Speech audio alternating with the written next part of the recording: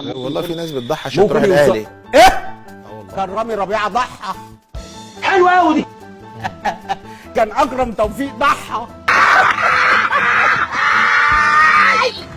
كان حمزه علاء اللي لسه ناشئ كان ضحى. يا لهوي يا لهوي. مش ده النادي الاهلي؟ وبتقول لي كاس العالم ورايحين كاس عالم؟ تمام. طب ضحوا ليه بكاس العالم بقى؟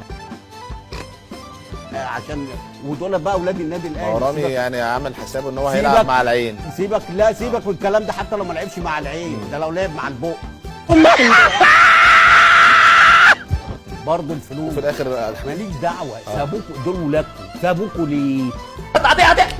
عطيه يبقى اذا عشان الفلوس.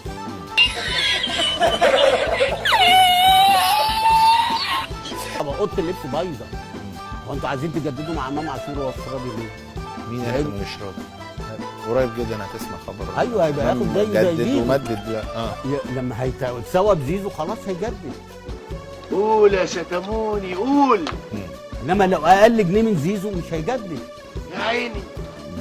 نتائج انا عندي ماتش باي على فكره. طب وانت مش مكسوف عندي ناقص بالصفقات دي كلها وتبقى 5 بونت؟ انت مش مكسوف عندي ناقص بالصفقات دي كلها وتبقى 5 بونت؟ والنبي مش مكسوف.